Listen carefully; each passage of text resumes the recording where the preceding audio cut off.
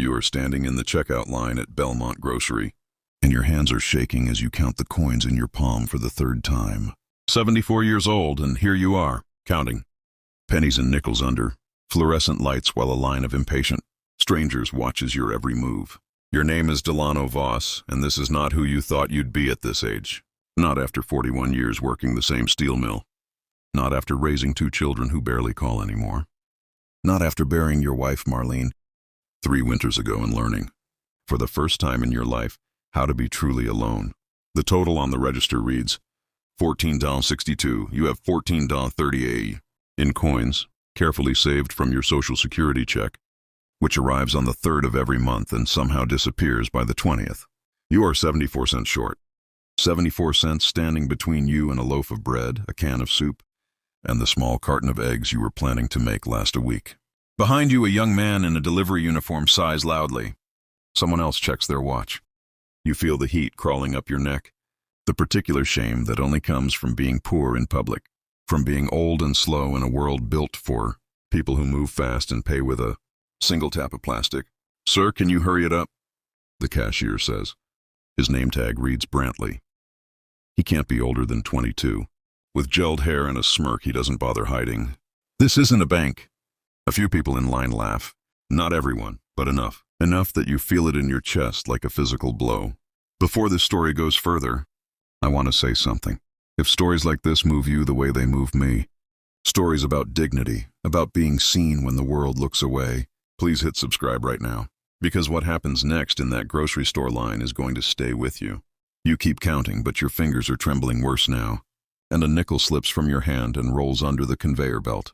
You crouch down, slowly, painfully, your knees screaming in protest, to retrieve it, and you hear Brantley mutter to the bagger beside him. "Some people shouldn't be allowed to shop alone." The words land like a slap. You want to disappear.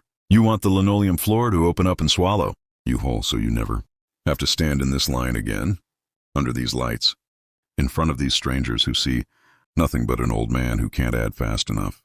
That's when you hear a voice behind you, clear, calm, and unmistakably angry. "Actually, I think we should all wait. He's not bothering anyone."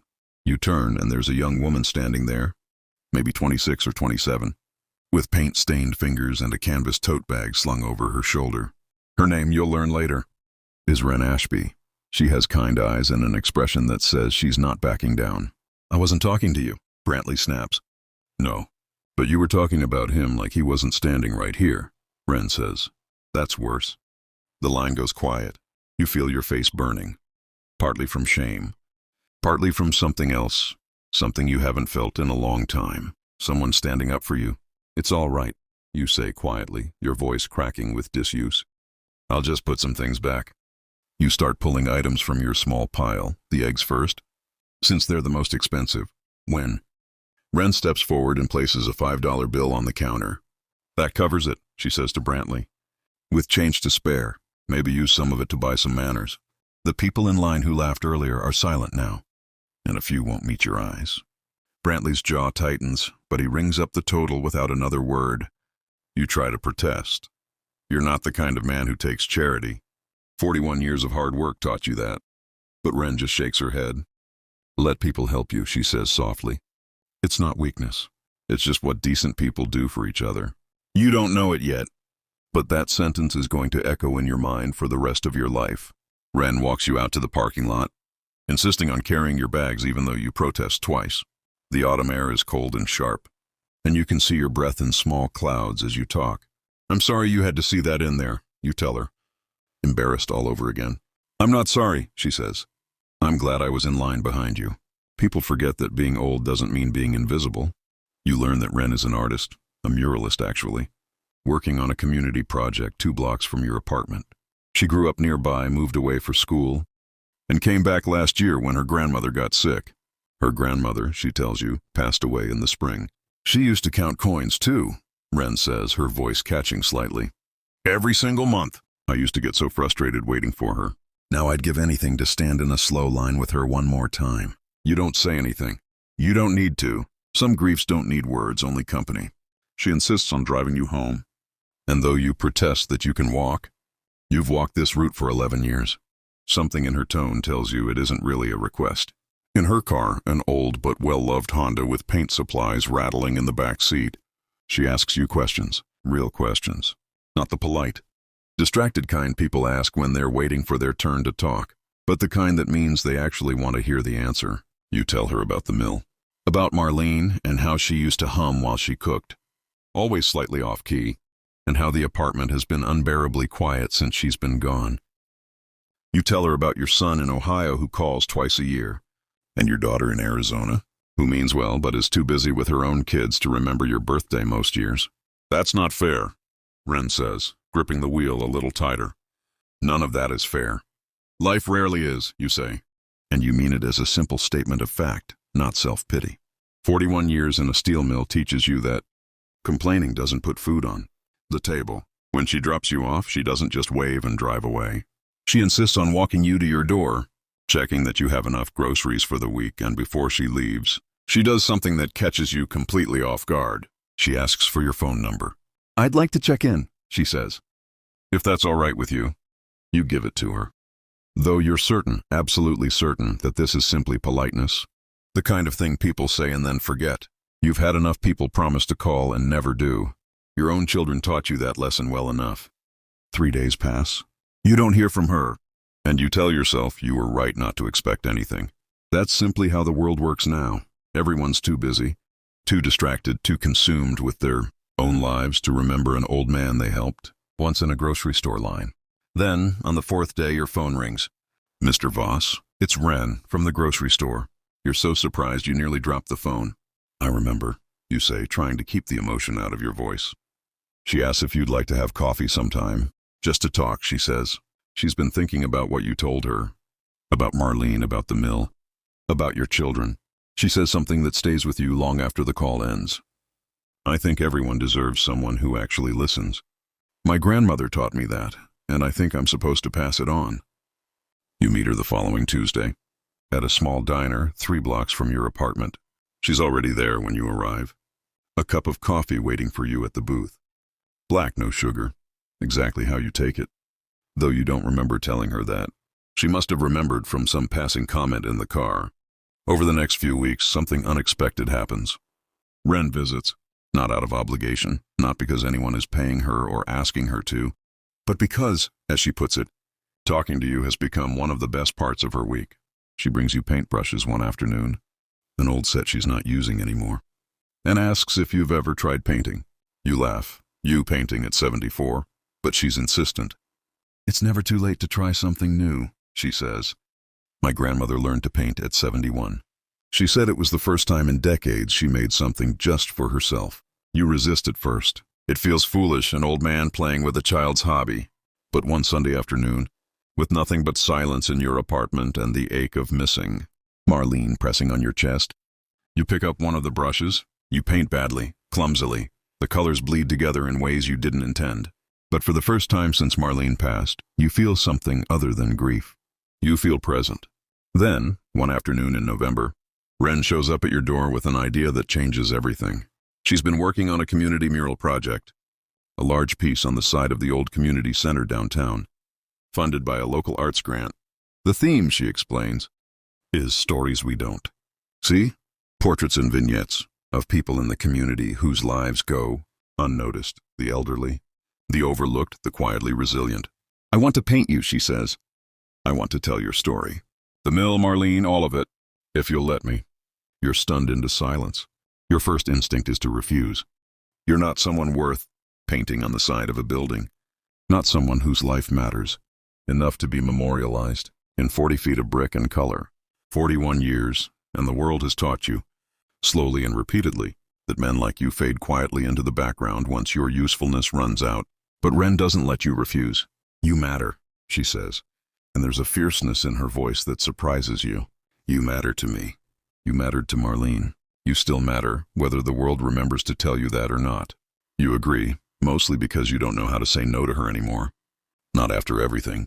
Over the following month, you sit for her portrait sessions in the community center, telling her stories about the mill floor, about the men you worked alongside who've since passed, about the particular sound Marlene's laughter made when she was truly happy. Ren listens to all of it, sketching, painting, capturing details you didn't think anyone would ever care to remember. Word spreads through the neighborhood about the mural. People start stopping by to watch the progress. Neighbors you've lived beside for a decade but never really spoken to. Young families, other elderly residents, who see themselves reflected in the growing image on the wall. And then, one gray Saturday morning, everything comes full circle in a way you never could have predicted. The unveiling of the mural draws a crowd larger than you expected. Several dozen people gathered on the sidewalk outside the community center. Local news cameras, city council members who showed up for the photo opportunity. You stand near the back, uncomfortable with the attention, gripping your cane a little tighter than necessary. When the cloth finally drops from the mural, you see yourself 40 feet tall on the side of a brick building. Your face weathered and lined, painted with a dignity you never quite saw in yourself. Beside your portrait, in careful lettering, Ren has painted a single line from one of your conversations. 74 years old. And I'm still learning that being seen is its own kind of grace. The crowd applauds. Someone from the local paper asks to interview you. And that's when you notice him, standing near the edge of the crowd, half hidden behind a woman holding a coffee cup. Brantley, the cashier from the grocery store. He approaches slowly, hesitantly, clearly unsure whether he's welcome. "Mr. Voss," he says, and his voice is different now, smaller, uncertain. "I saw the flyer for this. I didn't know it was you until I got here." You wait, saying nothing, letting him find his own words. "I've thought about that day a lot," he continues. "More than you'd probably guess. My grandfather, he's about your age. He has trouble with his hands too, arthritis. And I never once thought about what it might be like for him standing in a line, being watched, being judged, not until I saw it happen to someone else and realized I was the one doing the judging." He extends his hand. "I'm sorry, truly. I've been a better grandson since that day, and I have you to thank for that, strange as it sounds." You shake his hand, not because the apology erases what happened, but because 41 years in a steel mill also taught you something else. That most people are capable of change, if given the chance and the mirror to see themselves clearly. Winter arrives, and with it, a new rhythm to your life that you never expected at 74. Ren visits every week without fail. Sometimes with paintbrushes, sometimes with nothing but a thermos of coffee and an hour to spare. You've started teaching a small painting class at the community center on Wednesday. Afternoons, an idea Ren pushed you toward, insisting that your unlikely talent, however clumsy, deserved to be shared. Your daughter in Arizona saw the news coverage of the mural online and called you for the first time in 8 months, her voice thick with something between pride and guilt.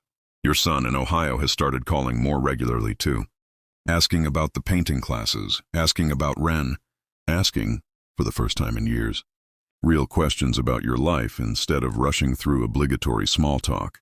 You've learned something in these past months that 41 years of hard labor never taught you.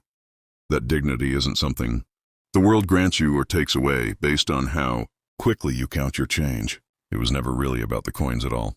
It was about being seen, truly seen, by even one person willing to stop, to notice, to say that you mattered. You think about Marlene often, and about how she would have loved Ren, would have loved watching you hold a paintbrush with your unsteady hands, creating something imperfect and entirely your own. You think she'd be proud of the man you've become in her absence. Not despite the grief, but somehow through it. Last week you finished your first solo painting, a small canvas depicting the grocery store parking lot on the day you met Ren, the autumn light golden and forgiving, two figures standing close together in the cold. You gave it to her as a thank you, and she cried when she saw it, the first time you've ever seen her without words. "You gave me my grandmother back in a way," she told you, wiping her eyes. "I got to be there for someone the way I wish I could have been there for her." You've come to understand something simple but profound. That kindness, real kindness, doesn't ask what it will get in return. It doesn't calculate the cost before offering itself. It simply steps forward, places itself between someone and their shame, and says, without needing to say it aloud, "You are not invisible to me." You are 74 years old. And for the first time in 3 long years since Marlene passed, you no longer feel like you're simply waiting out your remaining days. You feel like you're living them. You've learned that dignity was never about the coins in your hand, and it was about someone caring enough to see the person holding them.